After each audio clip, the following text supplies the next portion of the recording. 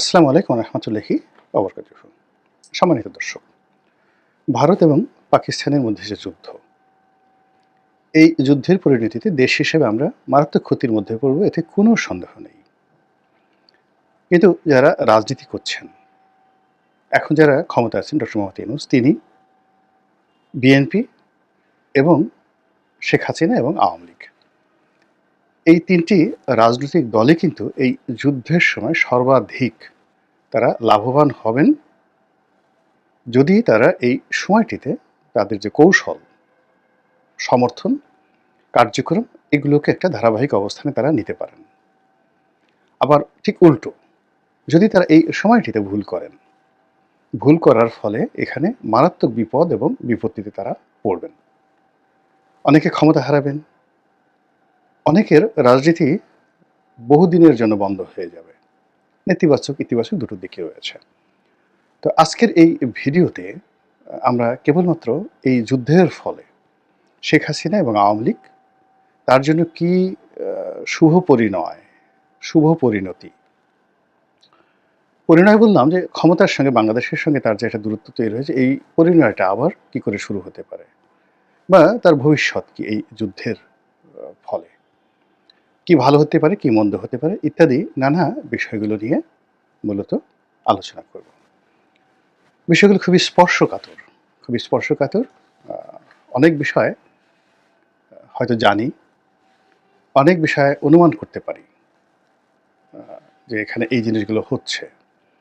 আবার অনেক বিষয়গুলো যে রাজনীতির যে যোগ বিয়োগ, সেই যোগ বিয়োগের মধ্যে এমনি ঘটে যাবে। এখন এই সময়টিতে আপনি যদি বাংলাদেশের অভ্যন্তরীণ যে সমস্যাগুলো, এগুলোর দিকে একটু নজর করেন গাণিতিকভাবে। প্রথম সমস্যা হলো, প্রশাসনের সব জায়গাতে আওয়ামী লীগের লোকজন রয়েছেন, সামরিক বেসামরিক সব জায়গাতে, এবং তারা খুবই শক্তিশালী।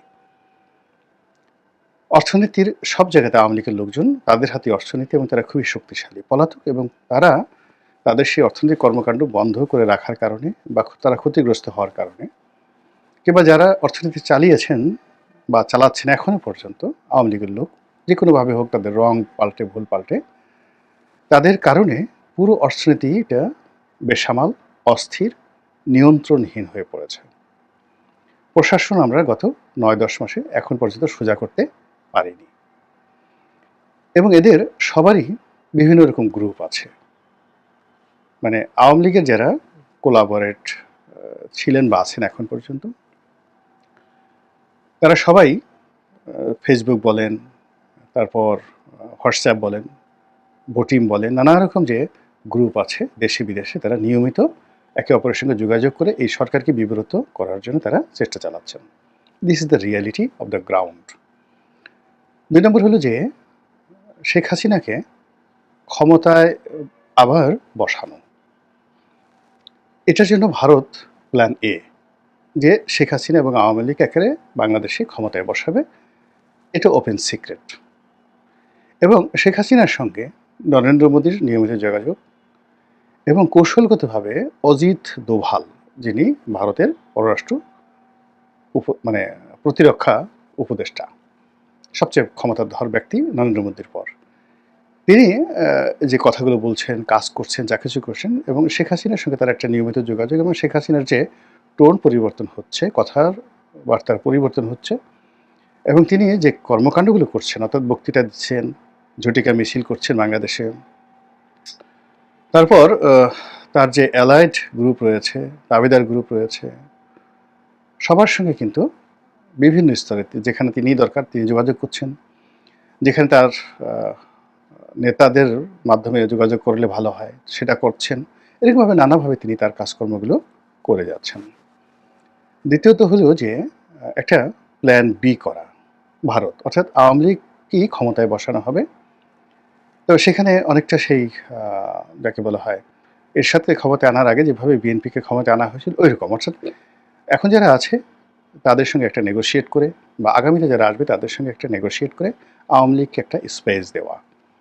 তো আওয়ামী লীগ যখন স্পেস পেয়ে যাবে উইদাউট শেখ হাসিনা, প্ল্যান বিতে উইদাউট শেখ হাসিনা, সেই উইদাউট শেখ হাসিনাতে তারা সেই কাজটি করে তারা দেখা গেল যে এমন একটা স্বল্পতম সময়ে একটা বিশৃঙ্খল পরিবেশ তৈরি হলো, যার ফলে আওয়ামী লীগের আবার ক্ষমতায় আসাটা সহজ হয়ে গেল। এবং এবার আওয়ামী লীগের যে পতনটা হলো, অর্থাৎ আমেরিকা এবং ভারত কিন্তু যে 2024 সনের যে নির্বাচনটা, সেই নির্বাচনের আগে তারা চেয়েছিল যে আওয়ামী লীগের একটা বিএনপির সাথে একটা সমঝোতা হোক, বিএনপি আন্দোলনে সফল হোক। কিন্তু শেখ হাসিনা এটি পার্সোনালি খুব সুন্দরভাবে হ্যান্ডেল করতে পেরেছিলেন। করার পর তিনি উইন করে গেছেন ঠিকই, কিন্তু পশ্চিমারা শেষ পর্যন্ত তারা কি করলো, আওয়ামী লীগের জন্য ফিল্ডটা ছেড়ে দিল, নির্বাচনটা ছেড়ে দিল। আওয়ামী লীগ মনের আনন্দে 5 বছর থাকার জন্য যখন চিন্তা করছিল, ঠিক সেই সময়টাতে একটা আনএক্সপেক্টেড যে বিপ্লব, আওয়ামী লীগের জন্য অবশ্যই, জনগণ তো চাইতো সবসময়, সেটি তাদের পতন ঘটালো খুব অল্পতম সময়ের মধ্যে, 6-7 মাসের মধ্যে। এবং এই একই ঘটনা কিন্তু জাস্টিস সাত্তারের সময় ঘটেছিল, তিনি যখন রাষ্ট্রপতি হয়েছিলেন। খুব অল্প সময়ের মধ্যে ভারত এই ঘটনা কিন্তু ঘটিয়ে ফেলেছিল। তো কাজে এখন তাদের যে প্ল্যান বি, সেই প্ল্যান বি অনুযায়ী বর্তমান সরকার হতে পারে, আগামীতে যদি ইলেকশন হয় বিএনপি আসতে পারে, ওটাকে একটা রিফাইন্ড যাকে বলা হয় আওয়ামী লীগ নিয়ে তারা চিন্তাভাবনা করছে। থার্ডলি যেটা তারা করতে পারে, প্ল্যান সি, সেটি হলো তারা ইতিমধ্যে বিএনপির সঙ্গে, তারপরে তাদের যে অ্যালাইড ফোর্স রয়েছে তাদের সঙ্গে, এমনকি ডক্টর মোহাম্মদ ইউনূসের সঙ্গে একটা সমঝোতায় তারা আসতে পারে, স্বল্পকালীন সময়ের জন্য একে অপরকে টেস্ট করবে এবং দেখবে যে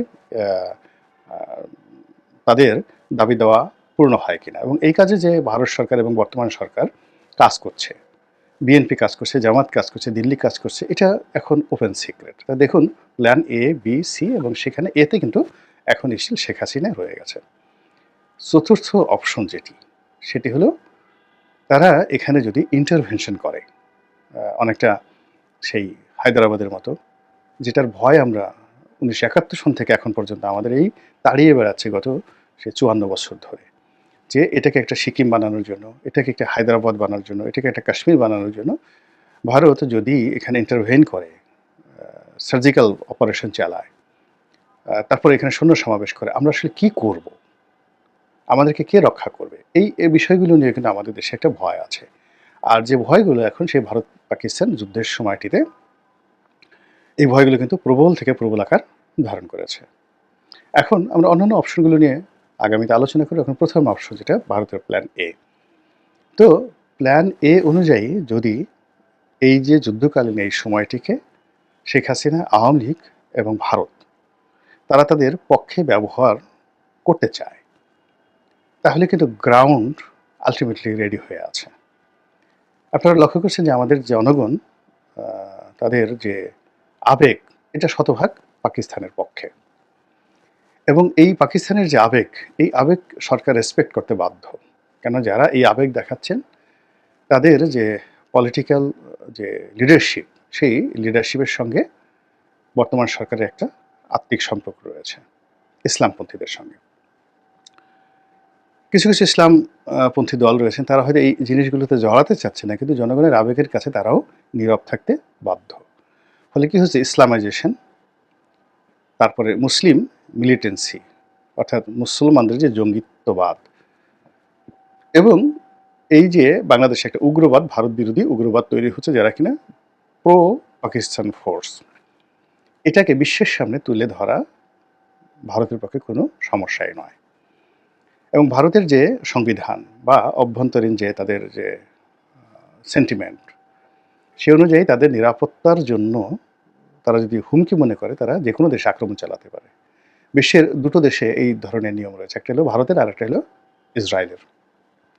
তো কাজেই বাংলাদেশে উগ্রবাদ বেড়ে যাচ্ছে, এখানে তালেবান, জঙ্গি, তারপর আনসারুল্লাহ বাংলা টিম, তারপরে আইএস, এসব দানা বাঁধছে, এবং এরা বাংলাদেশ থেকে যে কোনো সময় তারা আসামে আক্রমণ চালাতে পারে, ত্রিপুরাতে আক্রমণ চালাতে পারে, পশ্চিমবঙ্গে আক্রমণ চালাতে পারে।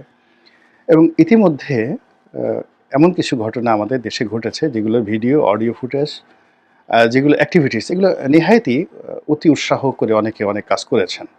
দেখা গেল যে একটা মিছিল করেছেন, সেই আইএসের পতাকা সেখানে প্রদর্শন করেছে, নেহায়েত জাস্ট একটা আবেগ প্রকাশ করার জন্য, বা লা ইলাহা ইল্লাল্লাহু মুহাম্মাদুর রাসূলুল্লাহ কলেমা সম্বলিত একটা পতাকা তারা প্রদর্শন করেছেন। এটাকেই আমেরিকা এবং ভারত যুগপৎভাবে বাংলাদেশের বিরুদ্ধে ব্যবহার করার জন্য সর্বোচ্চ চেষ্টা করবে। তো সেই দিক থেকে যদি এটাকে এই যে জঙ্গিবাদ বৃদ্ধি পাচ্ছে, এটাকে উপলক্ষ করে ভারত একটা চরম সিদ্ধান্ত নিতে পারে। ২ নম্বর হলো যে এই সময়টিতে আওয়ামী লীগের যারা লোকজন রয়েছেন, সমর্থক রয়েছেন, যে জায়গাতে রয়েছেন সেটা সরকারকে অস্থিতিশীল করার জন্য, দেশকে অস্থিতিশীল করার জন্য তারা যেকোনো রকম অপারেশন, নাশকতা, অগ্নিসন্ত্রাস, বিদ্রোহ, বিপ্লব মানে আমি ইতিবাচক, নেতিবাচক সবই বললাম। তারা সেটা করতে পারেন। আর এই কাজগুলো করার জন্য নিঃসন্দেহে জনাব অজিত দোভাল এবং শেখ হাসিনার হয়তো একাধিক বৈঠক হতে পারে। এটা অস্বাভাবিক কিছু নয়। এর কারণ হলো যখন এরকম একটা অবস্থা তৈরি হয়, ঠিক একই অবস্থা কিন্তু ধরেন ১৯৭১ সনেও ছিল। ঠিক একই অবস্থা কিন্তু ১৯৬৫-৬৬ সনে ভারত আমাদের দেশে যারা রাজনীতিবিদ তাদের সঙ্গে বসেছে। ৫৮ সনে বসেছে। তারপরে ৬৯, ৬৮ সনে তারা বসেছে। যার কারণে সেই আগরতলা ষড়যন্ত্র মামলা হলো বঙ্গবন্ধুর বিরুদ্ধে। এটা তো সত্য, এখন আওয়ামী লীগই স্বীকার করে যে ওটা সত্য ছিল। তো কাজেই সেই দিক থেকে এটা হতে পারে।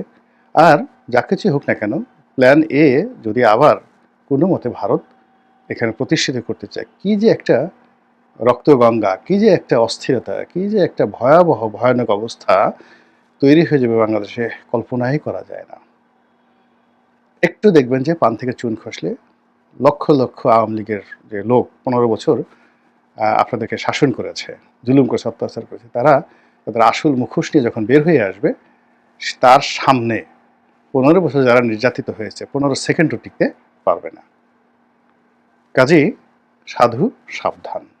আল্লাহ আমাদের সবাইকে হেদায়েত দান করুন এবং হেফাজত করুন। আসসালামু আলাইকুম ওয়া রাহমাতুল্লাহি ওয়া বারাকাতুহু।